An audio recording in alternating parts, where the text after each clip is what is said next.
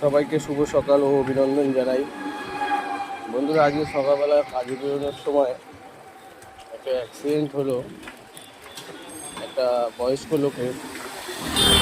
তিনি একটু দুর্বল হয়ে গেছিল রাস্তায়, তাই উনি মাথা ঘুরে পড়ে যায়। তাই একটু মাথায় চোট পেয়েছে, হাতেও চোট পেয়েছে। তা ভিডিওটা করাটা আমার ঠিক মনে হলো না যে ভিডিওটা করি, তার জন্য ভিডিওটা করিনি। কেন একটা মানুষের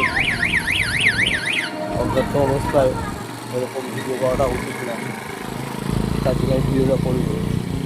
তা আমি এখন ভিডিওটা করছি এই কারণে, আমি কিছু মানুষকে দুটো কথা বলবো বলে। যাদের বাড়িতে 70 থেকে 75 বয়সের যেসব বয়স্ক মহিলা বা পুরুষ আছে, তাদেরকে আমি এটাই বলতে চাই যে এই গরমে তাদেরকে বাজার হাট বা কোনো রকম দরকারে না পাঠানোটাই আমি মনে করি বেটার। কেন তাদের এই গরমে বাড়িতে থাকাটাই মনে করি ভালো। কেন আজকে সে হাঁটতে পারে না সাইকেল নিয়ে, তারপরেও উনি বেরিয়েছে, হঠাৎ করে মাথা ঘুরে পড়ে গিয়ে একটা অ্যাক্সিডেন্ট হয়ে গেছে। খুব গুরুতর অ্যাক্সিডেন্ট হয়েছে, মাথায় লেগেছে, হাতে লেগেছে, পায়ে লেগেছে।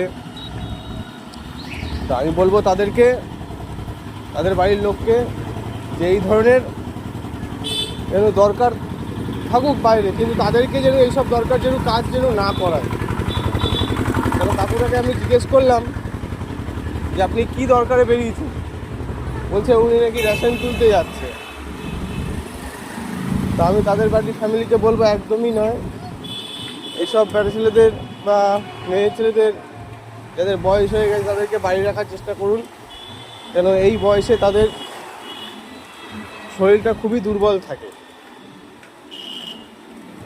তাদেরকে যেন বাড়িতেই রাখা হয়, বাড়িতে ভালো করে আশ্রয় দেওয়া, তাদের দেখাশোনা যেন ঠিক টাইম মতো যদি করা হয়। কেন এইভাবেই তাদের জীবনটা শেষ হয়ে যায়, বুঝলেন? আমি তাদেরকে এটাই বলতে চাইবো যে বন্ধুরা, কেউ নিজের বাবা মা হোক বা পাড়া প্রতিবেশী হোক বা যেই হোক, তাদেরকে কোনো সময় বাড়ির কাজের জন্য তাদেরকে ইউজ না করা হয় বয়স হয়ে গেলে। কেন সেই ব্যক্তিটা আজকে খুব কষ্ট পেল, ব্যক্তিটা খুব চোট খেয়েছে, তো কষ্ট পেয়েছে। তো বন্ধুরা, আমি এটাই বলতে